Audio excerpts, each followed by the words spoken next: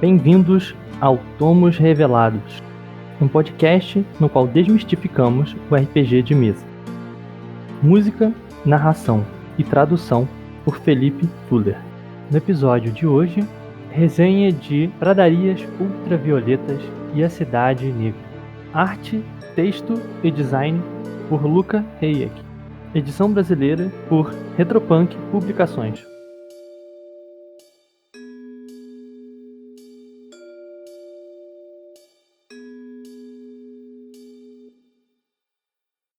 Salve, salve, pessoal! Sejam bem-vindos a mais um episódio de Tomos Revelados. Hoje damos início a um novo projeto dentro do Tomos, que é fazer resenhas. E temos aqui um já nativo do nosso podcast, o nosso grande amigo e companheiro, Mink The Ent. E aí, meu amigo, como é que você tá? E aí, Felipe, e aí, galera? Sempre bom estar aqui de novo batendo um papo. E, o de hoje é especial, muito maneiro.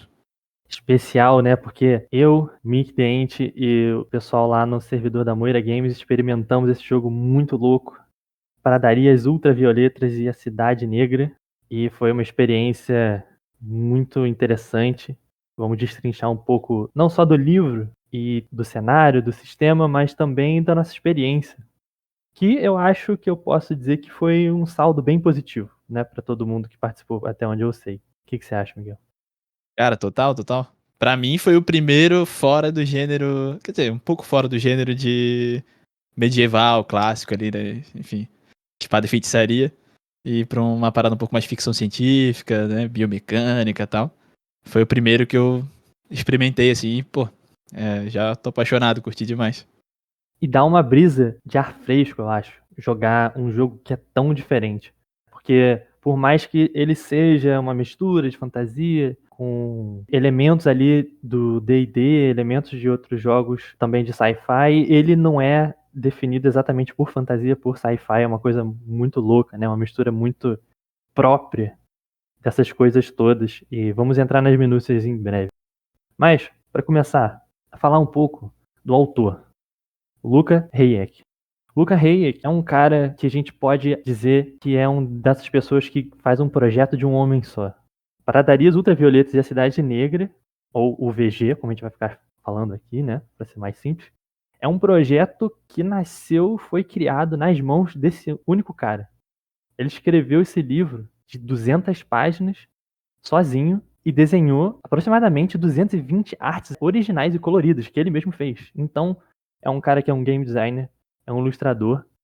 Ele então fez o layout do livro também, criou um sistema, porque a grande particularidade desse livro é que ele não só é um livro que contém um cenário, mas ele contém também um sistema. Então, olha só, né, um cara que fez o desenho do livro de ponta a ponta, fez a capa, fez o layout, escreveu as regras, e então, né, só por aí você já vê que é um negócio muito estratosférico, a dimensão do trabalho que essa pessoa teve.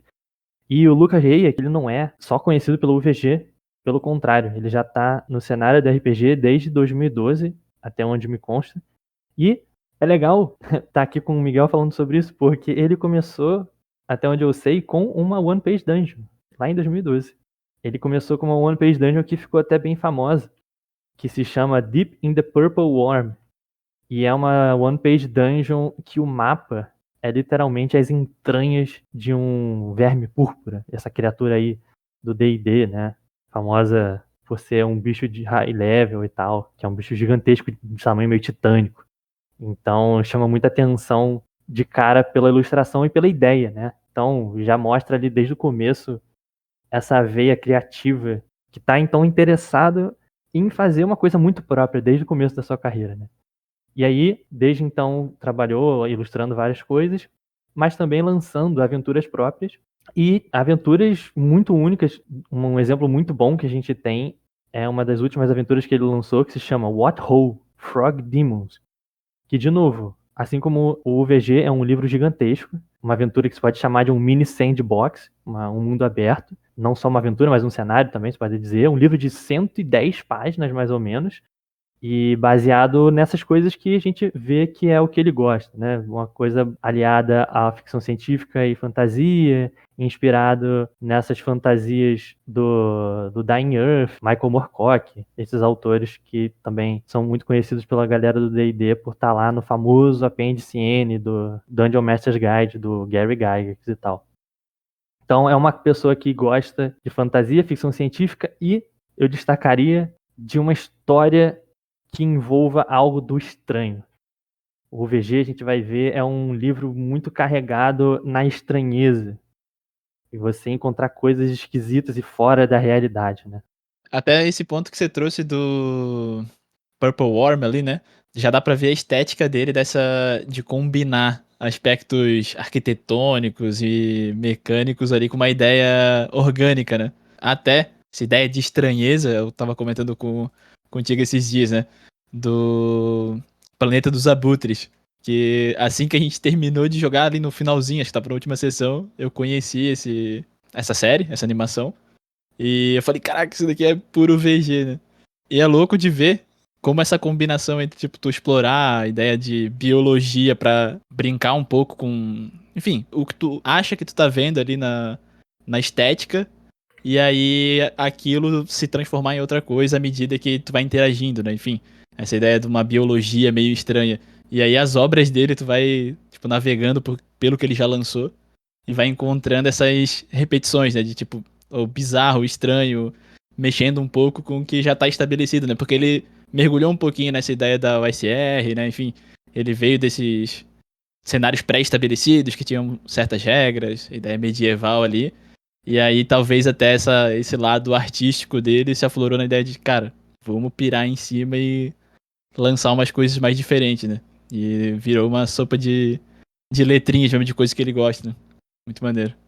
Mas bem levantado um ponto, cara, sobre esse aspecto que você disse do arquitetônico, né? Boa parte da graça do UVG, às vezes, é simplesmente você rolar uma descrição de alguma coisa, de um lugar, e você ouvir esse cara narrando como é que são os prédios, como é que são as cores daquelas coisas. Então, ele é um autor que, além de trabalhar muito no aspecto visual através das artes, trabalha o aspecto visual e arquitetônico, espacial, através das próprias descrições, né? É algo que casa muito. É uma coisa que elas vão se empilhando. Então, a arte e a descrição, elas vão fazendo uma grande pirâmide ali de aspectos visuais para você imaginar, para você olhar ao mesmo tempo.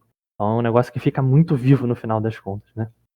Pois é, cara, e eu até fui atrás, né, quando a gente marcou esse papo, de conhecer um pouquinho mais sobre o Luca, e aí eu vi ele comentando o quanto da arte inspira a escrita e o quanto da escrita inspira a arte, sabe?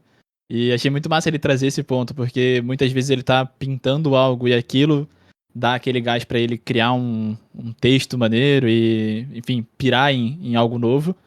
E muitas vezes a escrita fundamenta essa arte, sabe?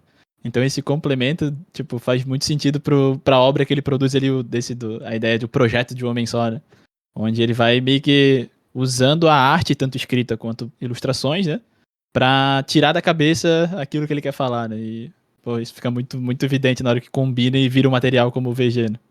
Com certeza, com certeza. E acho que, pra quem tá ligado e olha, o estilo de arte do Hayek é uma ligação já imediata com o Moebius, né? E as artes do Una e essas coisas. Principalmente pela paleta de cores, você percebe que tem essa inspiração muito forte nessas artes do Moebius, que ficaram famosas com as ilustrações dele para coisas de ficção científica, principalmente o Duna, né?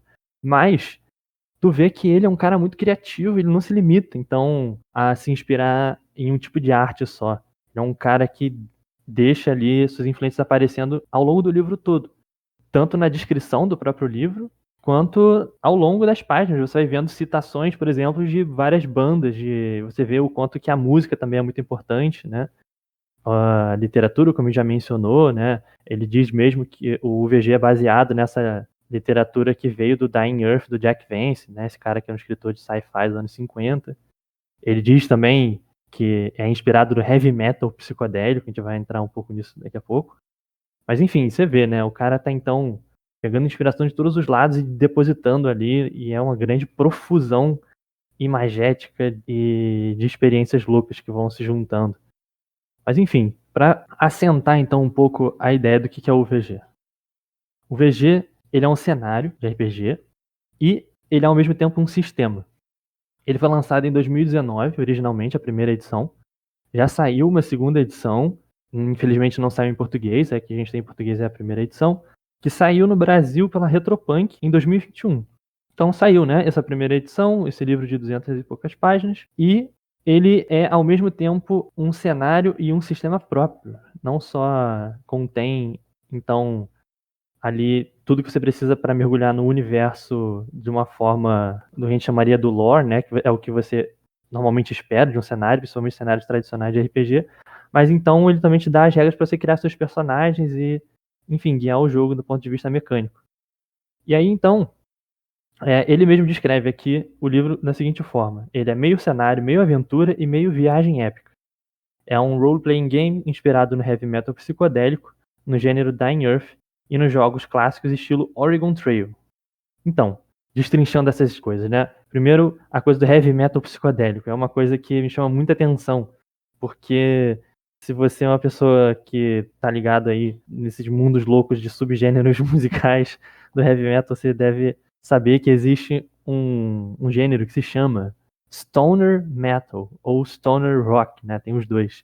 E o que é isso? Stoner Metal. Pra mim é um negócio que casa perfeitamente aqui com esse livro. Ele não tá fazendo citação direta, mas se é uma coisa que te interessa, já fica então a indicação, né? Tem bandas que seria uma coisa meio um Black Sabbath, um rock meio clássico, um heavy metal clássico, só que inspirado, e aí já, desculpa os palavrões, né? Mas é isso, né? O mundo dos subgêneros da música é sempre assim, né?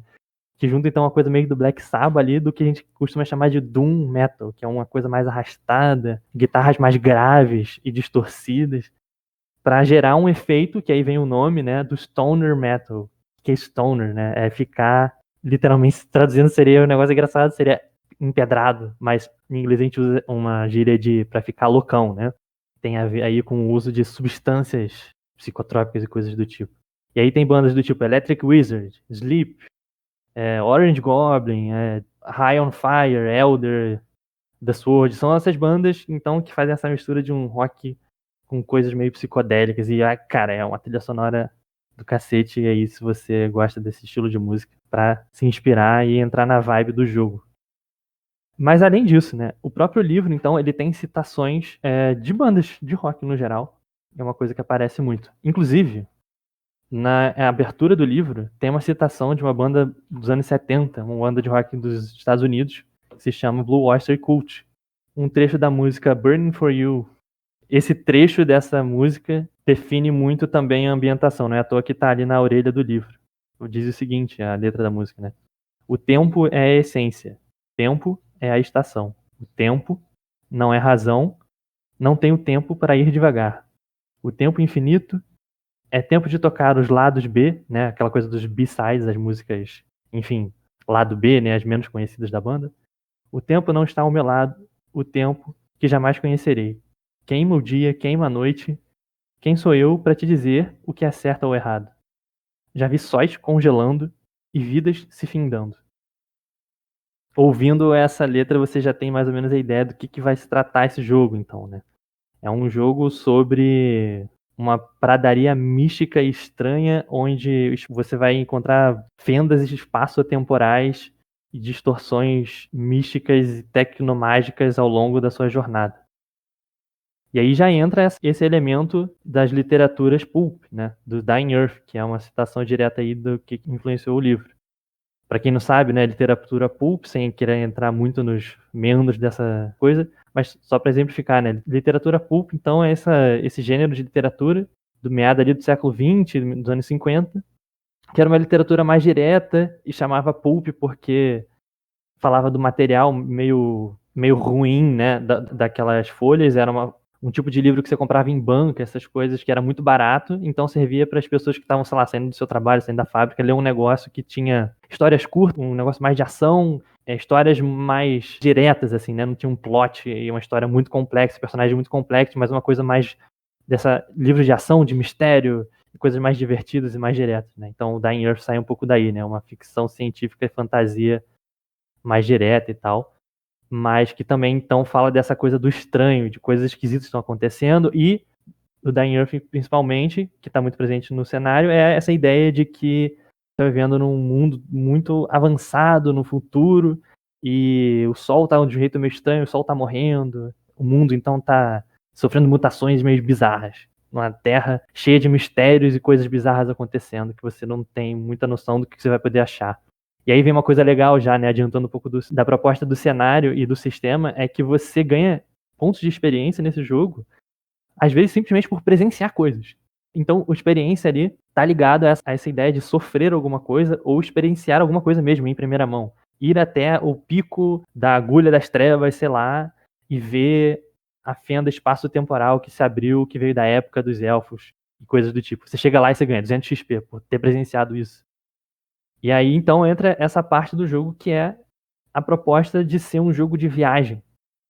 O cenário em que você vai estar viajando, principalmente numa caravana ou algo do tipo. Daí vem a inspiração desse jogo que era um Oregon Trail, que hoje em dia não é uma coisa muito conhecida, né? Não é uma coisa que a galera joga hoje em dia, mas esse estilo de jogo está muito vivo numa outra série de videogames que já é mais famosa pra gente, que é o Banner Saga. Banner Saga é esse jogo criado por um dos caras que fez o Dragon Age Origins, se eu não me engano, em que você está numa caravana, tem várias pessoas dentro da sua caravana e você vai viajando e tentando manter as pessoas vivas e as coisas controladas naquela caravana e vendo as coisas loucas que acontecem pelo caminho, traçado de um lugar A a um lugar B, né? Então essa vibe de road trip. Então o OVG é meio que uma road trip, né? Uma viagem na estrada e vendo o que vai acontecer nesse caminho muito louco, né? Nessa trajetória nas pradarias ultravioletas onde nada é o que se espera. Cara, e até pegando esse gancho, nessa entrevista que eu li dele, ele tava comentando sobre de onde surgiu, né, o VG, e qual que foi o ponto de partida ali que ele usou como base. E até quando eu tava jogando, um dos pontos que ficou na minha cabeça pra comentar aqui no nosso papo era, pô, tem coisas tão legais e tão malucas que eu sentia vontade de ficar mais tempo no mesmo lugar. Tipo, eu tenho muito essa parada de micro cenário, uma parada mais minimalista e ficar muito num determinado ponto, né? Esmiuçar bem e tal. E aí, lendo o ponto de vista do Luca, bateu o estalo. Eu falei, tá, a ideia não é essa dele mesmo. Porque ele tava mestrando pra um grupo deles ali, uma aventura chamada Prison of the Hated Pretender, né? Pelo inglês aí. E aí, ali no cenário que eles estavam mestrando, eles criaram a Cidade Amarela. E à medida que eles começaram a jogar, eles foram imaginando o restante. Aí setaram ali a Cidade Violeta.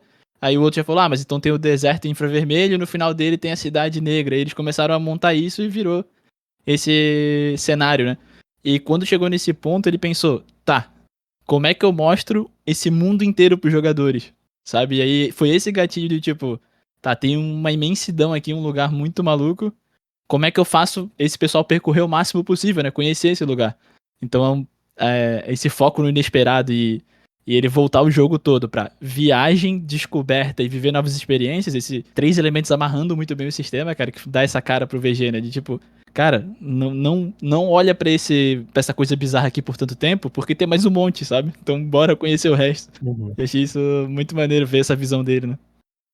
Pô, bem colocado. Esse elemento de viagem, justamente, ele é impulsionado pelo sistema. Então, como eu disse, ele te dá XP por você ver novas coisas, explorar novos locais, ver novos organismos, conhecer novas anomalias. Usar entorpecentes. É exatamente, entrar nessa área aí de novas experiências, sejam elas quais forem. Podem ser usar substâncias não identificadas, o que aconteceu muito no nosso jogo. Então, usar entorpecentes, digamos assim, também dá XP para os personagens. E uma coisa já que a gente pode citar, que para mim é um grande fator de diversão do UVG, é que ele é caótico não só nos acontecimentos e nas possibilidades que ele abre, as coisas loucas que você vê ao longo do caminho, mas as próprias tabelas e coisas que você tem no livro, elas são meio caóticas também. Dando um exemplo, quando você ganha XP por um novo local, você ganha 1d10 vezes dias de distância que você percorreu. Então é tudo ligado a uma coisa meio aleatória. Quando você sobrevive a um conflito, você ganha, por exemplo, num conflito difícil, 2d6 vezes 10 de XP. Em vários momentos isso acontece no jogo. E aí a gente já pode entrar nas minúcias do sistema que ele batiza de CCAT em inglês, ou cifrar em português. Pergunta pro Miguel, o que você achou do sistema? Em uma palavra, bom, ruim, médio? Desnecessário, talvez. Eu acho que eu diria confuso, ou melhor, caótico. Porque eu acho que o sistema, ele não seja muito desenvolvido, né? Eu acho que ele tá ali meio que para cumprir um papel de ter regras no jogo para te ajudar a usar esse livro sem precisar de mais nada, já que ele não é ligado a nenhum outro sistema, ele não pressupõe que você está usando regra do D&D ou do Old School Essentials nem nada desse sentido. Ele faz menções ali, algumas dessas coisas, mas ele não fala, joga isso com esses livros. Então ele vai lá e propõe seu próprio sistema. Mas eu não gostaria nem de ficar discutindo tanto o sistema, porque para mim não é o foco aqui. Esse sistema cifrado é um sistema meio que D20, pelo menos na primeira edição, né? Acho que na segunda edição rola 2d6, algo do tipo, para mecânica de resolução. Você rola um D20, soma o seu atributo e suas perícias e tem um número alvo. E aí já entra outra coisa, né? Que tá no esqueleto do sistema. A dificuldade da sua rolagem, o sistema propõe que seja uma dificuldade fixa ou que você role para determinar a dificuldade. Então, você vai lá na tabela de dificuldade que normalmente tem nesse tipo de sistema, né? Do tipo, uma tarefa fácil, aí a dificuldade é entre 5 e 10, ou dificuldade 8, dificuldade mediana, 12. E aqui ele coloca essas coisas, mas ele faz de novo isso de colocar um dado. Tarefa difícil. Você rola 2d10, não, 1d10 soma mais 6. Ou uma dificuldade extrema, é 1d12 mais 12. Então, o sistema está todo baseado nessa ideia de caos. Não tem muito essa preocupação, vocês percebem? De ser um sistema muito balanceado e de ter as regras muito bem setadas, né? A própria coisa de você ter perícias e habilidades, poderes e coisas do tipo, mas não tem uma lista de perícias fixa, não tem uma lista de habilidades, é uma coisa que fica em aberto, e tem umas sugestões de perícias. Isso que eu acho legal, né? Que as perícias são só coisas muito loucas, né? O Miguel vai lembrar e vai poder até falar um pouco do personagem dele.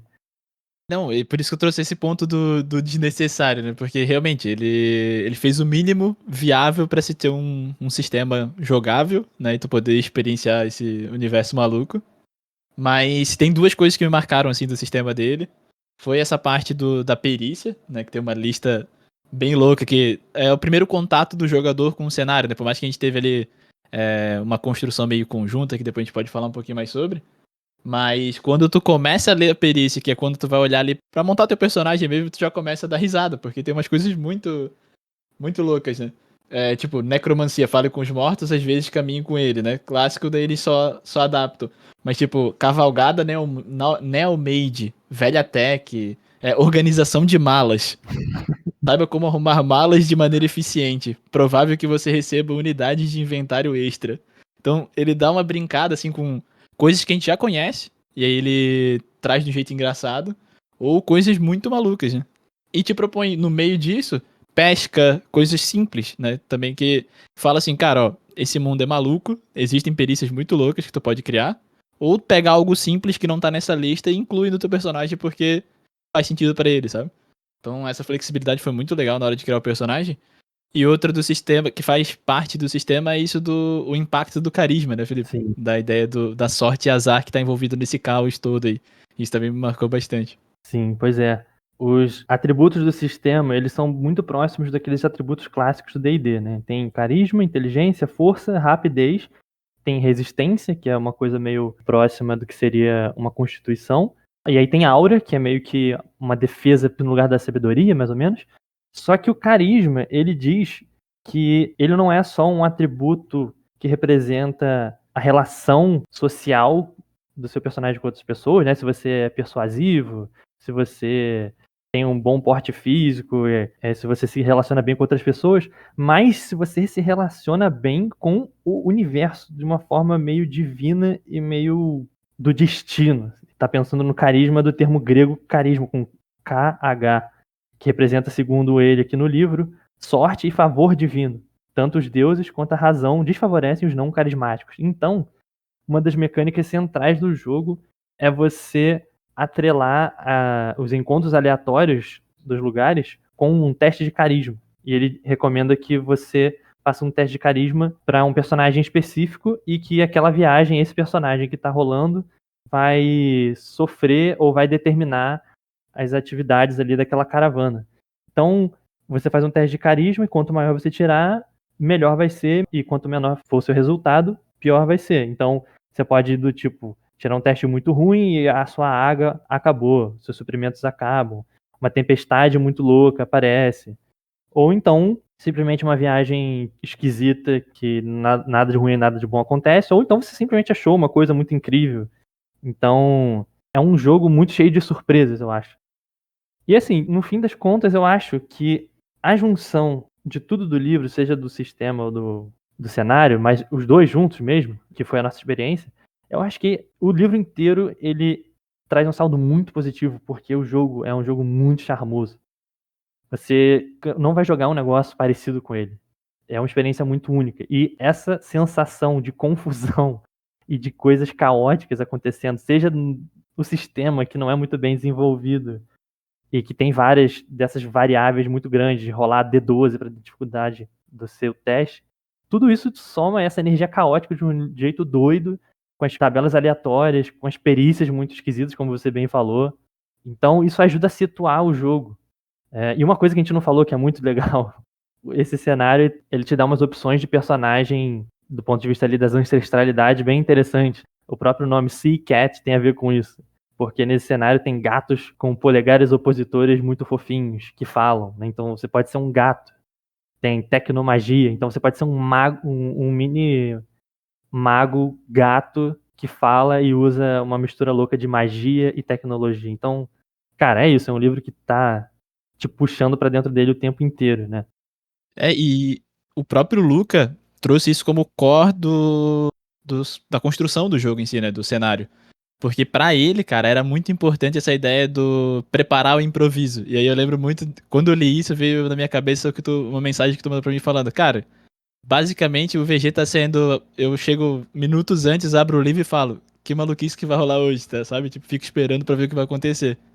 E ele veio de uma pegada ali bem OSR, e aí também de universos do D&D, né, sistemas D20. Então ele jogava Forgotten Realms, e ele falou, cara, eu gosto muito da maluquice, mas se tratando de cenários, assim, de ambientações, eu sou muito completista, então eu ficava na maluquice querendo entender tudo e ficava difícil de encaixar. E aí bate muito com papos que a gente já teve aqui sobre, até dos textos do Justin lá, em outros episódios do Thomas, sobre essa ideia de tu meio que presetar algumas coisas pra ti, mas deixar o improviso rolar, né? Então, na hora que ele foi bolar o VG, pra ele foi muito importante isso. Tá, eu tenho aqui um pano de fundo, tem coisas que eu gosto aqui, eu vou criar pontos de interesse, frases e ganchos, mas o resto é resolvido com dados e na mesa. Ele até comentou num ponto ali que era a ideia é que nenhuma experiência de um VG seja igual a outra. Então tu vai jogar duas vezes, as duas vezes são completamente diferentes, sabe? E aí me lembrou até um pouco daquela ideia do roguelike, né? Enfim, de tu ter experiências de rejogo muito importantes, né? Da ideia de tu rejogar o mesmo cenário e fazer novas viagens dentro desse cenário é um ponto central ali, né? Isso é muito maneiro. O VG é um jogo potencialmente infinito, não tem como, né? As variáveis são Uhum. muito grandes, são muitas tabelas aleatórias que você coloca. O mundo, ele parte do pressuposto que ele não é um mundo fixo, como você está dizendo, então ele está te preparando para improvisar e para criar o jogo. Se eu tivesse que dizer por que eu trouxe o VG para o Tomos Revelados, para mim, é que ele representa o que um cenário de RPG deveria ser, na minha visão.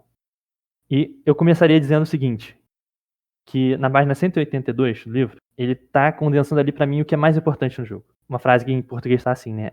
Ao invés de história, isso daqui. Então, ao invés de você criar um cenário do ponto de vista de que você vai criar um mundo, que é um mundo que existe uma história fixa, que tem uma timeline, que é uma coisa que era muito comum em cenários e em próprios livros de sistema que tem um cenário embutido no RPG, que você tem que ir lá e ler em 1983, nesse mundo aconteceu isso, a pessoa nasceu, o rei tal fez aquilo. E você, então, tem essa ideia de um cenário estático. No VG, isso é completamente virado do avesso. Nessa spreadsheet aqui, nessas duas páginas, 182 e 183 da versão em português, ele tem o que pra mim, e o jogo podia ser só isso daqui e já estaria bom. Só que como ele é um cara muito incrível, ele faz um livro de 200 páginas, colocando isso daqui elevado à milésima potência. O que é, né? São tabelas aleatórias e isso que você falou, dando ganchos pra jogar sua imaginação pra frente e você criar o seu próprio universo. Então, você vai criar sempre um VG diferente, como você disse, só que a partir do que os seus jogadores, o que o seu mestre está querendo criar. Então, você vai criar um VG seu, um VG personalizado. Percebem? É uma potência muito grande de jogo que tem aqui. Então, por exemplo, foi o que a gente fez, né, Miguel, na nossa sessão 0. A gente chegou nessa página e falou o seguinte, beleza, vamos descobrir o que é essa coisa que dá pradarias ultravioletas pra gente. A gente foi lá, abriu essa página e tinha assim, o passado e as culturas das pradarias ultravioletas estão envoltos em brumas. Não são descritas datas, locais ou períodos precisos, pois não é meu desejo canonizar coisa alguma. Cada grupo deve, em conjunto, inventar, descobrir e se surpreender com o passado que for revelado. Gente, isso aqui pra mim é RPG. Sem tirar nem pôr. É a coisa da criatividade conjunta desse grupo de pessoas que vai construir um mundo juntos. É lógico que isso aqui é só uma das formas, mas pra mim é uma das formas mais interessantes que tem e é feito de uma das melhores formas de todas nesse livro. Eu não acho que é a única forma de fazer, no sentido de você não precisa só criar um mundo envolto em brumas e misterioso, que vocês, jogadores, não sabem nada. Porém, é uma forma incrível de se trabalhar os temas que, como o Miguel falou, né? O mistério, exploração, viagem de um lugar desconhecido, que nem as próprias pessoas que vivem lá conhecem, né? Então, pra mim é muito forte essa ideia que é o anti-canon. Não é desejo do autor canonizar coisas. Então, o que é canonizar, né? Do tipo dizer, você veio da cidade tal, na cidade tal os elfos são assim. E, cara, recentemente, muito recentemente aconteceu comigo, que a gente foi jogar um jogo desses cenários tradicionais de D&D, e o meu personagem, eu rolei aleatoriamente e eu caí numa cidade que calhou de ser uma cidade muito importante desse cenário lá do D&D. E aí, um jogador fez um personagem que era meio que um estrangeiro, então ele não conhecia nada. Então, pra ele, o roleplay era muito instintivo. Ele tava sempre olhando as coisas, surpreendendo com as coisas, e ele perguntava muito, do tipo, nossa, o que é isso? O que aquilo significa? Que tipo de roupa é aquela? E aí, teve um determinado momento que ele olhou pra mim e falou, você é do lugar tal. E no lugar tal funciona assim? E aí, eu, enquanto jogador, eu pensei, cara, o meu personagem, ele é um ladino, então ele vivia meio que nos limites ali, nos subúrbios, nos lugares menos ricos da cidade, e aí eu meio que fiz um educated guess, né, do tipo, eu chutei uma coisa que pra mim poderia ser verdade, dados os elementos que eu tinha sobre aquela cidade e os elementos que eu tinha no jogo. E aí, até antes de eu falar, né, como o meu personagem falaria, eu falei, então, eu vou fazer um chute aqui do que o meu personagem acharia. Aí eu falei, não, lá é assim, lá é assado, blá blá blá. E aí, automaticamente, depois que o meu personagem terminou de falar isso, o mestre me corrigiu. Ele falou, não, então, mas é porque não é assim, né? É porque na cidade tal funciona assim, assim, assim. E aí aconteceu uma coisa, né, que é, vocês podem até falar, não, mas aí é a questão do mestre e tal, mas enfim, só terminar a história. Ele diz, assim, o mestre, e aí o seu personagem então podia ter falado isso. Então ele ficou fazendo o quê, né? Aquela coisa de falar, então o lore dessa cidade é o seguinte, tal. Ele usou meu personagem simplesmente um conduíte da história, que já era uma história pré-programada, uma história pronta desse lugar que a gente deveria conhecer, deveria ler o lore do cenário e ter aquilo em mente. E aí o meu personagem foi tipo a musa ali do mestre, né? Do tipo, perdeu completamente a sua agência, meu personagem entrou num transe louco e começou a falar coisas que eu, enquanto jogador, não fazia ideia. E então o VG não tem isso, né? O VG ele tá em aberto justamente para você construir aos poucos. E foi uma coisa que aconteceu muito naturalmente no nosso jogo, né? Um dos nossos personagens lá, o Ace, era um personagem muito religioso. E como a gente deixou a questão religiosa do cenário muito em aberto, a gente não tinha certeza do que eram os eventos canônicos dessas religiões, que era uma coisa que aparecia aqui nessas duas páginas do livro, que é setar o que são esses tempos esquecidos. Em UVG, então, ele propõe que você vai pensar o passado a partir de um registro do que ele chama do grande nevoeiro. Restam fragmentos. Você tem fragmentos de lore, você tem memórias meio nubladas. Então, meio que uma disputa sobre o que aconteceu no passado. Então, isso é muito bom para um jogo que você vai poder improvisar e poder, então, dar ao seu personagem a disponibilidade de dizer e de se tornar aquilo que ele gostaria de ser no jogo. Que foi o que, por exemplo, me faltou nesse momento, né? Eu não pude nem dizer que no bairro onde eu morava tinha crime ou não tinha crime, ou funcionava assim um assado. E aí é isso, né? É lógico que vai depender do mestre também, de adaptar um cenário, né? Porque pra mim é isso, né? Usar um cenário no RPG, você tá partindo do pressuposto, pra mim sempre, de que o cenário em si, ele é customizável. Que o Forgotten Realms que você vai jogar com o mestre João, é o Forgotten Realms do João. O Forgotten Realms do Felipe é o Forgotten Realms do Felipe, porque é aquilo, o que o jogador e o mestre escolhe tá em jogo é o cenário. Então, por mais que você possa ali trazer coisas que já estão codificadas no canon daquele cenário, você também não está preso a colocar exatamente como é, né? Ele vai ter sempre uma adaptação. Assim como o sistema, né? O sistema e o cenário funcionam um pouco assim no RPG, né? Aí varia de gosto, como é que você vai customizar, mas a minha questão é, os cenários tradicionais, então, eles estão mais ligados a essa ideia de um lore, de uma descrição. Na minha visão, o jogador, nesses cenários tradicionais, por exemplo, no Forgotten Realms, né? No Carameicos aí, que a galera adora falar do D&D clássico. Então, esse cenário transforma o jogador numa espécie de espectador, eu sinto.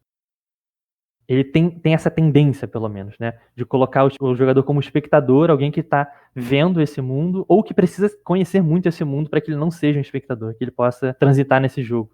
O mestre é aquele, então, que está corrigindo, tentando colocar as coisas no lugar, né? Então tem muito essa noção da história. O cenário enquanto um livro de história. A história de Carameicos, a história de Forgotten Realms. É algo que você tem que saber, que tem canons, que tem fatos. E o VG, então, ele tá num outro polo do que é um cenário, que para mim é muito mais interessante enquanto ferramenta de jogo. Que é essa ideia da narrativa emergente, da construção conjunta do cenário, e que não tem fatos pré-programados, né? Então, eu acho que, tipo, por mais que existam fatos, que você possa setar fatos, a ideia de que você, enquanto jogador, pode questionar esses fatos ou pensar a partir deles e criar no cenário uma fissão, né? Tipo, uma ruptura do que é aquele fato, é muito interessante. E aí é isso, né? O VG, então, traz pra gente elementos pra gente repensar como a gente trata o nosso cenário de jogo no geral, eu acho. Porque esse elemento de abertura do que é o fato num cenário de RPG é muito interessante, né? Então fica aí essa dica, eu acho, né? De você, enquanto mestre, tentar abraçar o que o seu jogador tá clamando ali através do personagem, né? E aí a gente aqui retoma uma ideia que a gente tratou no outro episódio, que é a coisa das técnicas de improviso. Do sim e além disso. Sim, porém, né? Do tipo, o quanto que isso é interessante também num cenário tradicional. Do jogador propor ali uma coisa e o mestre trabalhar em cima disso. Do tipo, deixar ele modelar esse cenário de alguma forma. Existem ali vielas que você pode transitar, você pode usar o cenário tradicional ou não de várias formas. A questão para mim é que o UVG, para mim, é um cenário do jeito que um cenário de RPG deveria ser. Uma ferramenta de jogo, que é uma coisa que tá muito forte no design do Luca Hayek. Cara, e é até fácil falar porque bate muito de frente com o que a gente já trouxe aqui no Tomos e que a gente gosta muito, né? Nessa ideia de liberdade narrativa. E realmente, quando não conhecia o VG, foi quando tu trouxe pra mesa que eu fui ter o primeiro contato. E agora, conhecendo um pouquinho mais do Lucas, já bateu aquele match mesmo, sabe? Tipo, de ideias, assim, de caraca, pô, é muito isso que eu imagino pra um cenário tipo OK que eu tô criando, de ser uma caixinha de ferramentas, onde ele traz bem claro isso, né, cara? É um cenário de viagem do fim do tempo e do espaço, né, em um mundo vasto e incoerente. Tipo, é isso. Então, nisso da sessão zero de tu criar, basicamente tu cria, ó, o que vocês sabem do passado é meio que isso, e o objetivo de vocês é meio que esse. E aí vocês vão viajar do ponto A ao ponto B, né, e aí no meio do caminho o jogo vai acontecer. E aí vem o ponto do core do jogo ser a viagem e o caos aí, né, a ideia do incerto e de descobertas. Porque o cenário acontece justamente nesse meio do caminho, né? Em tudo que vai surgir na mesa. Então tu pode até saber meio que do passado, que é um setting básico ali, a hora que os jogadores forem criar, já vai ter umas maluquices em questão de perícias, em questão de como esses personagens vão se tornar, né? De começar a surgir ali na mesa. E à medida que o jogo for acontecendo, vão surgindo informações que a gente pode ou não abraçar, né? E aí eu acho um ponto alto dos cenários, eu concordo 100% contigo. Porque a partir do momento que a gente entra numa floresta, que tem uma planta lá que causa uma paralisia em alguém, e uma irritação, e isso dá desvantagem X, abre espaço para um personagem que pegue essa planta e produza alguma coisa em cima para usar depois, sabe? Então no nosso jogo rolou muito isso. Mesma coisa com o Ace, né? Ele entrou uma estrutura antiga, bizarra lá, que tinha cheiro de óleo e tudo mais, umas ideias mecânicas, e usou daquela ambientação que tu tinha narrado para criar coisas em cima. Eu também fiz isso, o meu personagem era um narco-herbalista, né, que estudava plantas e falava com plantas e produzia drogas e coisas do tipo, substâncias químicas. E eu pude explorar muito isso. Tipo, sempre que surgia um cenário que tinha algo relacionado a plantas e coisas do tipo, eu buscava, tipo, tá, o que será que dá pra produzir com isso? O que será que dá pra implementar em cima? Felipe, se eu usar isso daqui com isso daqui, o que rola? Então, o cenário se tornava realmente o plano de fundo. Tipo, ó, vocês chegaram aqui, e aí a gente ia criando coisas em cima e pirando, e o jogo foi acontecendo. Uma próxima vez que a gente for jogar, a gente vai viver coisas diferentes, vai produzir coisas diferentes, os personagens vão pra outro rumo, né? Uma das coisas centrais também ali do personagem é que eles mudam muito ao longo do tempo, né? O Ace mesmo ficou bizarro, né? De questão de mutação até o final da série. Então abre muito espaço de personalização, de tu interagir com o ambiente ao redor, né? Isso é muito maneiro. Pois é. Ele tem esse aspecto que tem um pouco no DCC também, quanto que o seu personagem vai mutar. Tem corrupções biomágicas, que é o que chama aqui no VG, né? A magia e a tecnologia, elas estão meio que no mesmo patamar de existência, algo que está próximo aí de um Numenera da vida, que inclusive, agora parando para pensar, também é um sistema que não tem perícias fixas, né? Tem umas similaridades entre o Numenera e o VG. Mas então tem essas tabelas de corrupção biomágica. E aí uma coisa que talvez o Miguel não saiba, porque ele estava na cadeira do jogador, é que as mutações do VG, elas podem ser mutações danosas, que são coisas ruins, mutações cosméticas, que são só coisas esquisitas que acontecem com o seu personagem, que foi algo que apareceu muito no personagem do Ace, esse jogador que jogou com a gente, e mutações benéficas, que são coisas heróicas, diz o jogo, né? Que pode te dar, tipo, super velocidade, aumenta seus atributos, te dá uma evolução psiônica, capacidades mentais loucas, coisas do tipo. Então, acho que o livro ele trabalha muito nessa coisa de usar a aleatoriedade para gerar fragmentos de história e fragmentos de ideias. E que às vezes é isso. Basta você rolar um negócio muito louco que já garantiu a diversão da sessão. Pelo menos essa foi a minha experiência. Talvez o Miguel concorde comigo, mas, por exemplo, que o livro ele é formado por vários números. O mapa tem de 1 a 30, são os 30 lugares possíveis que tem no mapa. Um mapa que, inclusive, também é muito louco por si só, porque ele é como se fosse, sei lá, 6 folhas A4 coladas, formando um grande pergaminho gigantesco. Então é um mapa que tem, sei lá, 1000 de largura e 8 de altura, algo assim. E aí, então, cada um desses lugares tem alguns encontros possíveis, uma tabela, então, que a gente poderia chamar de tabela de encontros aleatórios, e tem descobertas possíveis. Então você tem coisas loucas diferentes nesse mesmo ambiente. Então, por exemplo, um lugar chamado A Longa Cordilheira tem descobertas possíveis que são círculos de grama, dolmen de cobre, torre celeste, salão de banquetes caídos.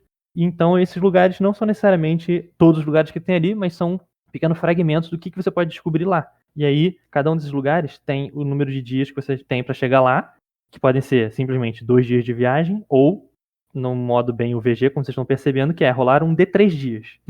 Você tem um D3 dias para chegar até lá, e chegando lá você ganha 80 de XP simplesmente por conhecer os círculos de grama.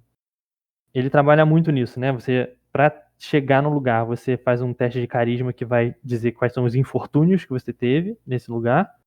Tem as opções de viagem que você, enquanto mestre, pode colocar para os jogadores decidirem para onde eles vão, né? Que é algo que é muito interessante no cenário de viagem, porque você não precisa, pega a estrada tal que você chega lá, mas tem, seguindo aqui no exemplo da Longa Cordilheira, você pode seguir pelo oeste, onde tem a Pedra da Serpente, uma steppe que dura uma semana, Nessa steppe tem o Mar Perpétuo de grama contínua, engolindo as trilhas. Ao leste tem o Colosso de Grama, que é uma trilha que tem uma semana de viagem para chegar nas longas cordilheiras. E diz a descrição que o grande local sagrado são gramas verdes neon made. O que isso significa? O livro não está te dizendo exatamente o que é uma grama verde neon made. Você, enquanto participante dessa mesa, talvez tenha decidido isso na sessão 0, talvez o mestre tenha decidido, talvez os jogadores vão dizer para você, então vai do estilo da mesa decidir o que é isso. Mas vocês percebem, tem muitas coisas aleatórias, então a longa cordilheira, ela vai ser uma coisa muito diferente a cada jogo. Você vai poder explorar muitas coisas diferentes lá. Você vai poder encontrar serpentes mevânicas caçadoras ou um arbusto de junco venenoso, sanguinário, que corre com espinhas e raízes venenosas.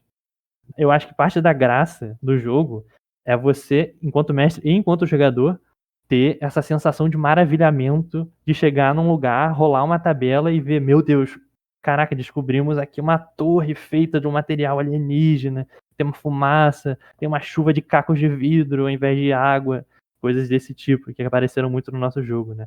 Então, é um cenário que ele nem precisa ser tanto uma ferramenta de jogo, né? É uma coisa que para mim é muito importante, né? Que o cenário seja uma ferramenta de jogo, mas às vezes só esses pequenos ganchos de ficção muito loucos já garantem a diversão, assim.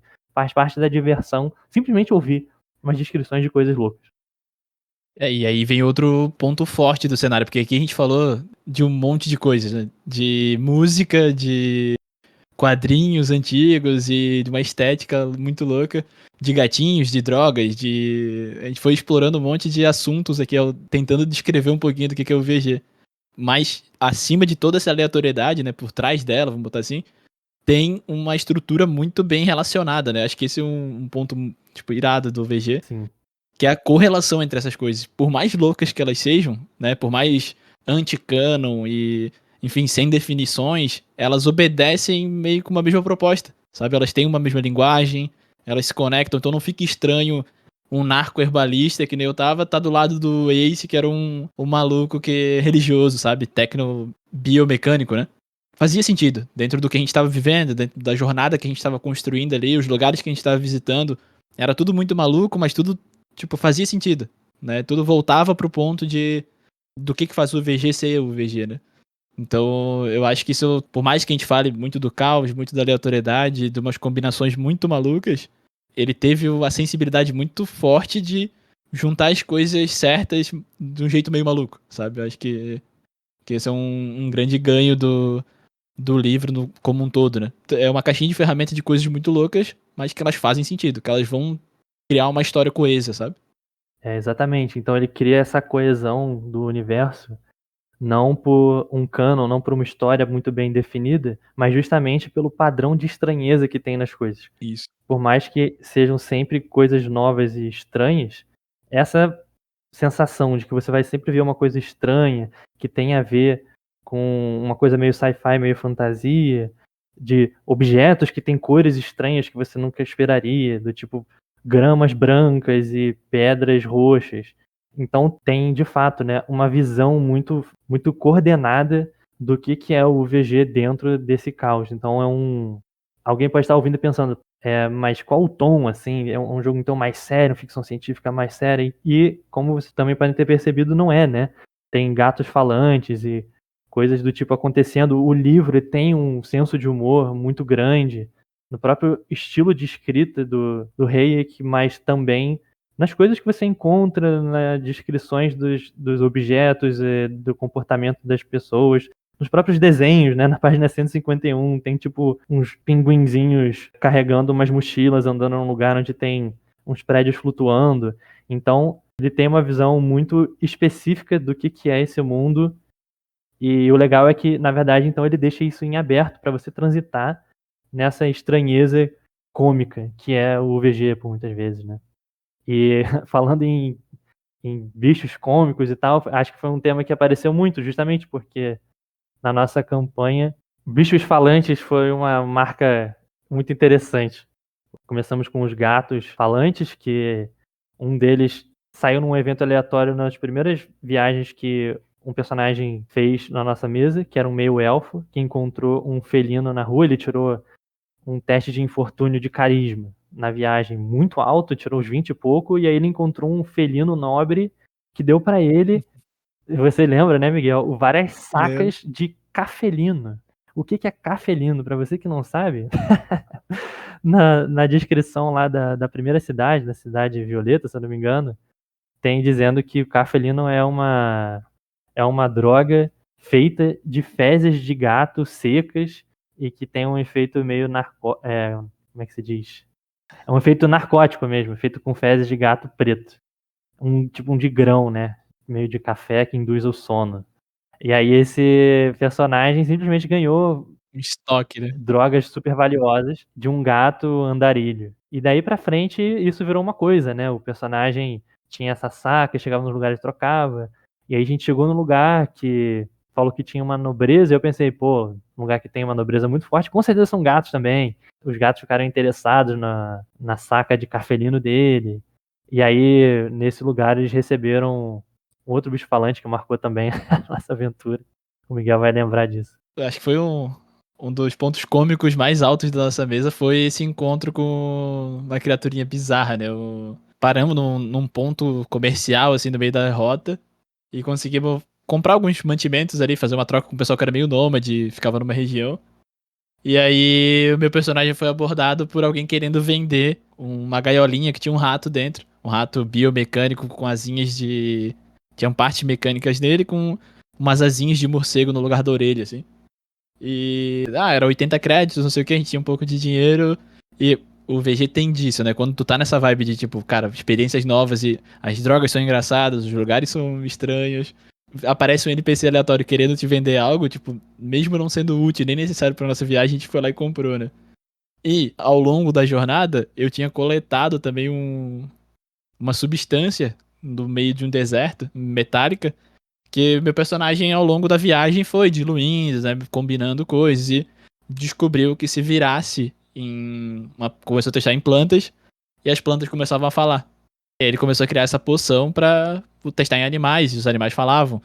Então, a hora que a gente botou esse ratinho pra falar, o grande ponto do ratinho era, ele tinha uma abertura de chave na barriga, se a gente achasse essa chave e abrisse, algo de incrível ia acontecer, né? Era um tesouro top, foi o argumento do vendedor, e eu caí nessa, né? E porque era simples, a gente botava minha poção no rato, o rato falava onde é que tava a chave, quem é que criou, e direcionava a gente. E cara, a experiência foi traumatizante e engraçada, né? Porque o rato era simplesmente um sacana, cara. Vacilou um monte com a gente, xingava um monte, enfim, simplesmente não existia diálogo com ele, era simplesmente ele reclamando o tempo todo. E aí é maneiro, porque ao longo do jogo a gente conseguiu usar isso, por exemplo, para ganhar dinheiro numa cidade de gatos. Então, os próprios jogadores, né, a gente tinha flexibilidade de pirar em coisas também. Tipo, beleza, veio algo estranho pra gente, o mestre mandou algo estranho, pô, vamos usar esse algo estranho a favor da gente, sabe?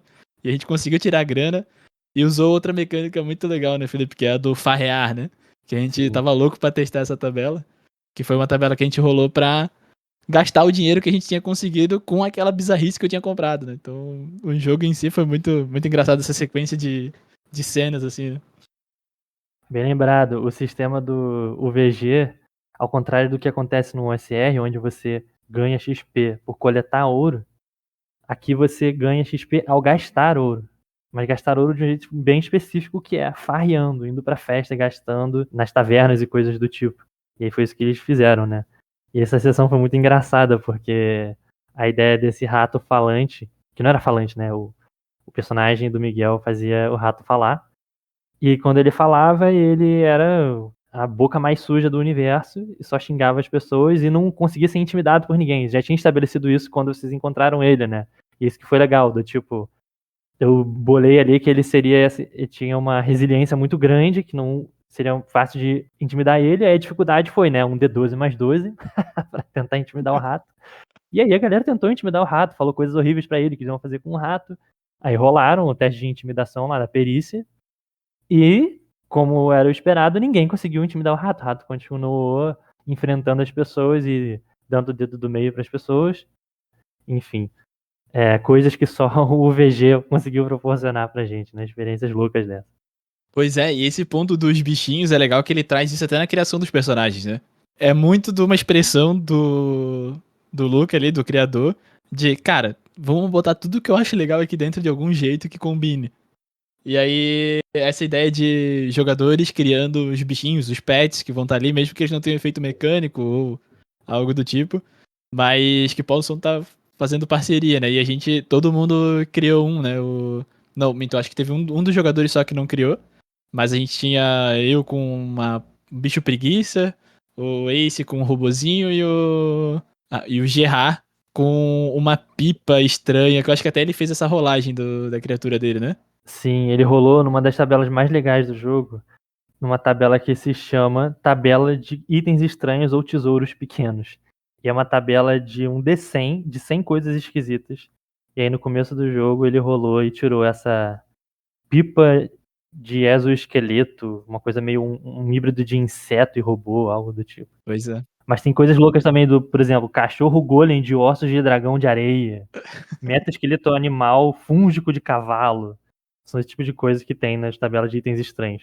Criou uma estética no grupo muito, muito maluca, né? Assim, não tinha efeitos mecânicos, mas tinha efeitos narrativos que a gente conseguia usar eles em dados momentos para desenvolver um pouco dos nossos personagens. Então a interação que a gente tinha com esses bichinhos era um gatilho que a gente usava para levar o personagem um pouquinho para frente, contar uma história de cada um, né? E pra você que gosta de fato de customizar seu personagem com coisas do tipo, o livro te dá isso. Tem uma parte do livro que se chama Facções nas Pradarias, que você pode ir lá criar um personagem que é um Lorde Felino, você pode criar um personagem que é um Mevo, né, um mecanismo violento, uma espécie de golem orgânico autorreplicante, ou autogolem, como diz o livro. Você pode ser um pós-humano, que é uma espécie de fantasma ou espírito que salta entre os corpos. Você pode ser um Neon-Mage das estepes, que são, né, os humanos incomuns de alguma coisa que me lembra os Fremen aí do Duna, algo do tipo. Enfim, né? Então o jogo te dá muitas opções também de personagem, de itens loucos, né? Tem também regras de caravana para você que quiser tipo explorar a caravana enquanto algo mecânico do jogo, né? Tem ficha de caravana, que foi uma coisa que a gente usou um pouco mais por alto, né? E aí ele vai te colocando várias coisas, né? Tem regra de fome, de regra de sede, regra de descoberta, né? Que o Miguel comentou que o livro, então, ele te encoraja a seguir à frente. Então, além de dar XP por descobrir novas coisas, ele também tem regras para você rolar e descobrir quantas novas descobertas tem próximas. Então, você pode investigar os locais, fazer um teste de uma perícia que seja relevante, normalmente inteligência misturada com alguma perícia, e quanto maior o resultado, maior o número de descobertas e novos destinos você acha. Então, é sempre uma coisa que tá abrindo muitas possibilidades, abrindo muitas possibilidades. Essa é a sensação boa de jogar o VG, que não tem final. O mundo, a gente podia ficar ali, eu senti, né, Miguel, acho que você também, que a gente podia jogar o VG, por anos, e ficar indo e voltando nesses lugares, e viajar infinitamente, porque você chega num lugar, faz um teste, você descobre um novo lugar, uma nova coisa, um novo gancho. Então, muitas coisas que a gente viu eram muito interessantes e podiam ser palco de jogos e sessões imensas, se a gente quisesse. Só que a proposta, infelizmente, nesse sentido, era jogar para testar o sistema, testar o cenário. Então, a gente ficou só no gostinho em muitas coisas. Pois é, cara, esse daí foi uma das minhas dores, que eu fiquei tipo, cara, queria ter explorado um pouco mais.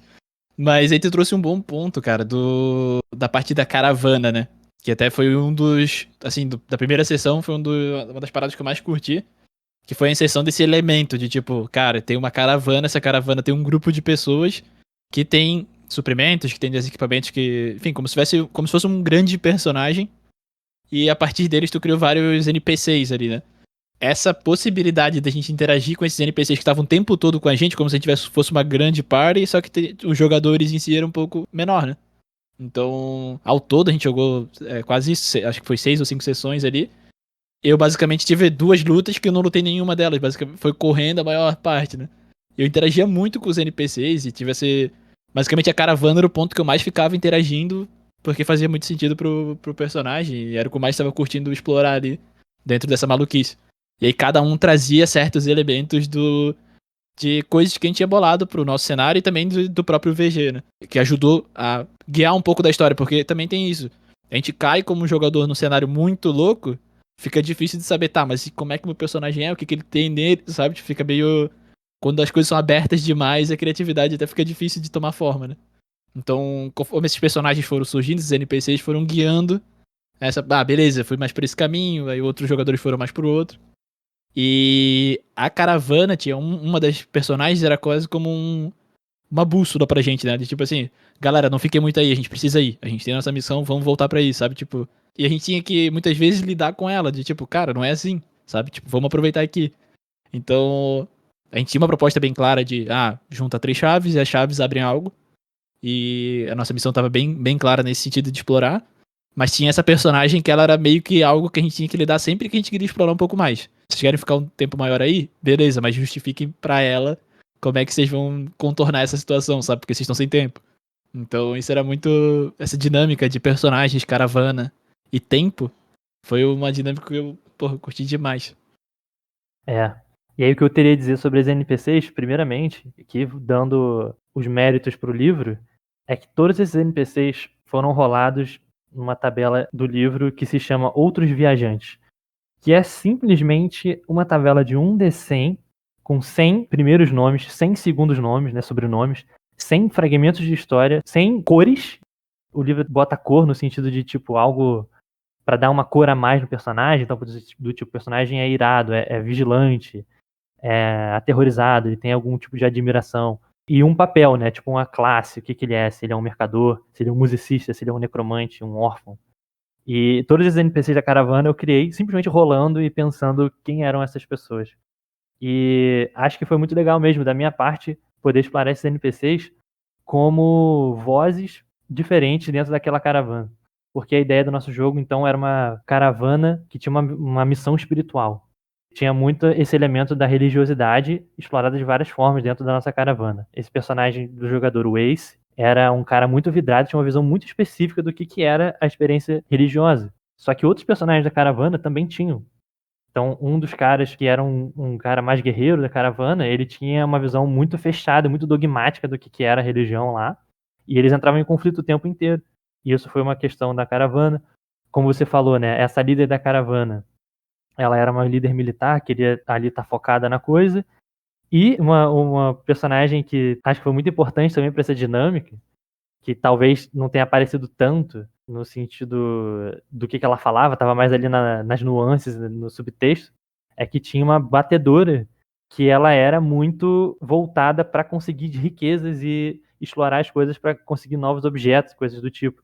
Então ela estava sempre tentando empurrar vocês, talvez não muito abertamente, mas essa era a ideia dela, de forçar vocês a ficarem nos lugares, explorar e minerar as coisas, né? Tem uma hora que vocês acharam uma mina e tinha um metal precioso. E aí a líder ficou falando, não, vamos seguir, nada a ver, pô, pra que pegar dinheiro? A gente tem uma missão espiritual aqui. E aí a moça falou, né, mas pô, um dinheirinho e tal. Então, de novo, né, a ideia de que o jogo, então, ele tá na mão dos jogadores também. Não era uma coisa de forçar a mão e falar, beleza, vamos seguir no nosso railroad aqui, que a gente tem uma missão a cumprir. Mas a sensação do railroad está associada a um personagem que quer fazer isso. Mas vocês podem discordar, como muitas vezes vocês fizeram, e muitas vezes vocês decidiram não seguir e fazer outras coisas, ir para outros lugares, fazer pequenos desvios. Mas é aquela coisa, todos esses desvios tiveram também consequências. Um dos grandes acontecimentos dessa aventura foi justamente que esse desvio que vocês tomaram gastou muito tempo e os inimigos do cenário chegaram primeiro que vocês num lugar específico, né? E aí acabou tendo um grande combate no final por conta disso. Enfim. Mas no geral, a minha experiência com o VG, para finalizar, foi muito, muito, muito, muito positiva. Eu diria que o sistema é algo que eu nunca mais usaria novamente. Esse sistema cifrar, ele tem o seu charme ali, mas eu aboliria essa parte do livro, assim. Tem umas coisas interessantes que eu usaria, algumas mecânicas puras ali são interessantes, mas o sistema em si eu nunca usaria de novo no RAW, né? Rules as written, regras como escritas eu não usaria. Agora, o cenário, eu simplesmente não vejo a hora de retornar. Eu gostaria de jogar o VG mais aí uns 10 anos e descobrir cada vez mais o que significa o VG a cada grupo que eu jogar. E, pra mim, no final, então, fica essa sensação de que o VG, pra mim, é um cenário de RPG done right. É um cenário de RPG como ele deveria ser. Aberto, uma ferramenta de jogo para criar na mesa, junto com os jogadores, um espaço anti-canon, um espaço onde todo mundo constrói junto E é isso, né? Algo que eu, pra mim, valorizo muito num cenário. E é o tipo de cenário que eu gosto. E, inclusive, me ensinou que eu, enquanto jogador de RPG, gosto de cenário.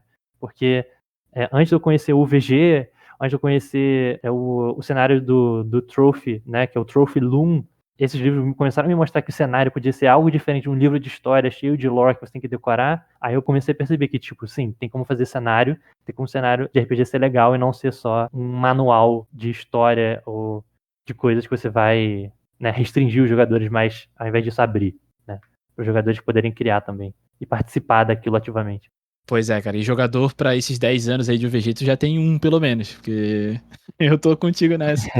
Cara, eu achei que eu nunca.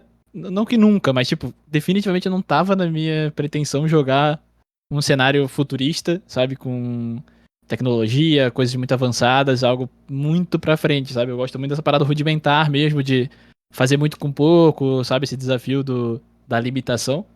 E eu falava, pô, essa estética espacial e tal, eu não achava o que eu poderia gostar dentro disso. E aí, pô, dentro do VG, eu encontrei, tipo, muito dessa parte criativa ali, que eu achei que mataria um pouco coisas tecnológicas em cima disso, né? Então, cara, eu também adorei mesmo o cenário, foi uma baita inspiração, assim, que tá com certeza ali na minha lista de referências agora. Principalmente, eu já puxei isso lá no início do episódio e vou trazer aqui de novo, depois de ter visto o Planeta dos Abutres. Quem quiser, tipo, não entendeu ainda muito bem, no fim desse nosso papo, qual que é o tom, assistindo essa série aí dá pra ter uma noção geral, pelo menos, da ambientação, né? Claro que tem muita estética maluca que só o VG tem, né, de narrativa, mas essa animação, ela traz muito disso de cair num planeta estranho e cada passo que eu dou é um bioma novo, uma coisa estranha. Olho pra uma planta, essa planta se mexe e vira um bicho e o tempo todo isso, sabe? Então eu achei essa parte criativa em cenários de ficção, em cenários de exploração, essa parte maluca, assim, me chamou, nossa, muita atenção e eu adorei mesmo. Não vejo a hora de jogar de novo e ver o que rolaria. Né? Essa ideia do rejogo, de algo até meio que roguelike ali, eu acho irado.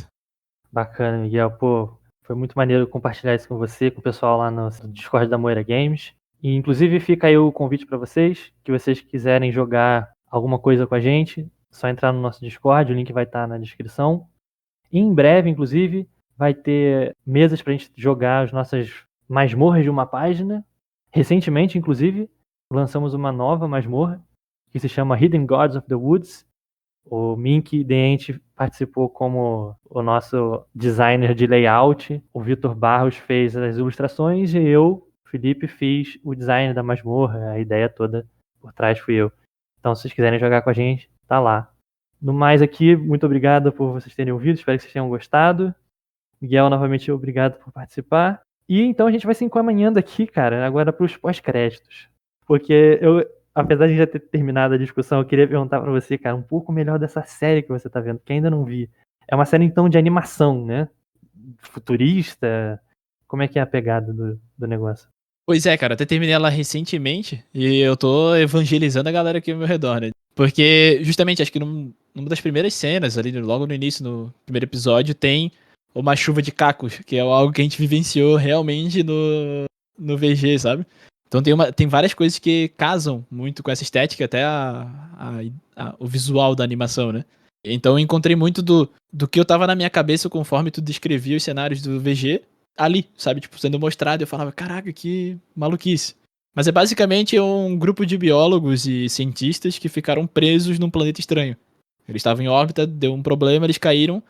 E o grande ponto é eles sobrevivendo ali, tentando chegar a algum lugar. Então, uma animação sobre viagem, né? É um grupo todo separado, em determinados pontos, e eles têm que chegar em um ponto X todo mundo. E aí, cada passo que eles dão, literalmente, ele cai num lugar bizarro e maluco. E aí tu vê como aquela... Que também eu tô nesse foco de cenário, né? De criar ambientações. De eu olhar pra aquela... Sei lá, pra uma árvore, pra uma planta, pra um bicho. E falar, cara, pô, tem muito jogo dentro dessa biologia aqui, sabe? Tem algumas cenas ali que, como uma planta nasce e morre, tem muita informação ali, sabe? Em um simples cenário, numa ambientação pequena, sabe? Tipo, uma área pequena, tem muita informação que geraria muito jogo em cima, sabe? E aí casou muito bem com o VG, que é toda hora isso, né? E aí essa série trouxe isso pra mim, nesse aspecto de novo, sabe? Cara, o VG pra mim ele coça uma área que pra mim precisa muito ser coçada, que é essa área de um futurismo estranho e confuso, que não tá só no VG, né? Ele não nasceu do nada. Tem muita coisa aí inspirando ele. E uma das coisas que eu acho que aparece muito aqui, talvez não diretamente, né? Não sei se o Luca tem essa vivência, mas existe um RPG pós-apocalíptico muito influente que se chama Gamma World, né? A galera mais das antigas aí deve conhecer até melhor que eu não conheço muito, na verdade. Mas Gamma World é um cenário pós-apocalíptico de RPG, né? Lá dos anos 70, final dos anos 70. E então que a premissa é que você passa aí o jogo no século 25, depois de uma segunda guerra nuclear que destruiu a civilização e sei lá o quê. Então também tem essa energia de futuro distópico onde as pessoas estão mutadas e coisas do tipo, uma coisa até meio Fallout aí pra quem conhece. E é como se fosse uma Dark Age futurista. O Gamma Ray é uma coisa que. Gamma Ray, ó. A Gamma Ray é o nome de uma banda, inclusive, que o próprio VG cita. Por isso que eu tô falando Gamma Ray, tá na minha cabeça. O Gamma World, ele inspirou uma coisa que pra mim é uma das melhores coisas que já lançadas nos últimos tempos, que é um jogo de videogame chamado Caves of Qud. Caves of Q-U-D. É um jogo roguelike de ficção científica que é muito parecido com o Gamma World, no sentido de ser um retrofuturismo, onde você tá no futuro, onde tem plantas sentientes, animais falantes. O recurso do Caves of Qud, ao invés de ser dinheiro, é água, porque você tá num lugar meio desértico. E o seu personagem, ele é um robô muito louco, que tem peças modificáveis no seu corpo, ou você é um mutante que tem chifres de bode, que se teletransporta e coisas do tipo. Se você curte um roguelike vibe retrô, mas que não seja também necessariamente aqueles arrobas e pontos e coisas desse tipo, o Caves of Qud talvez seja um bom jogo pra você. Pra mim, é uma das melhores experiências, cara, de jogo aí. E tem também um RPG, né, um RPG que talvez esteja um pouco mais dentro do radar da galera, mas que vale mencionar também, caso você não conheça, que é o Mutant Ano Zero, que saiu pela Pensamento Coletivo, que tem, então, esse cenário meio pós-apocalíptico, também lida com essa ideia de mutante, né, como tá no nome. Avançar o seu personagem tem a ver com ganhar mutações, do tipo asas de inseto, virar um homem meio animal e tá viajando nesse lugar meio desértico, fazer um jogo de sobrevivência e exploração também, numa engine um pouco mais moderna. É um jogo bem bacana também, dos mesmos criadores do Forbidden Lands, mesma mecânica, mesmo sistema, como se bem bacana também. Talvez dê até pra jogar, né, um UVG usando o Mutante Ano Zero. Talvez seja uma experiência legal que alguns de vocês já tenham tido, inclusive. Mas beleza, então, valeu, Miguel. A gente vai ficando por aqui. Esse foi então o review de UVG. Em breve teremos mais reviews, em breve mais traduções de textos. E Miguel Minkdente certamente estará conosco para discutir mais coisinhas loucas como essa. É isso, conta comigo, cara. Vamos que vamos. Valeu, pessoal. Um grande abraço para vocês. Valeu. Você acabou de ouvir um episódio de Tomos Revelados. Tomos Revelados é um podcast produzido pela Moira Games, no qual desmistificamos textos sobre RPGs de mesa através de traduções e comentários. Se você gosta do nosso conteúdo, considere apoiar a Moira Games no Apoia-se. Basta entrar no link apoia.se/Moira Games. Você também pode conferir os nossos jogos e suplementos no it.io, no endereço moira-games.itch.io. Junte-se também ao nosso canal do Discord e participe de nossas mesas abertas e eventos. Este e demais links podem ser encontrados na descrição deste episódio. Boa jogatina e até a próxima!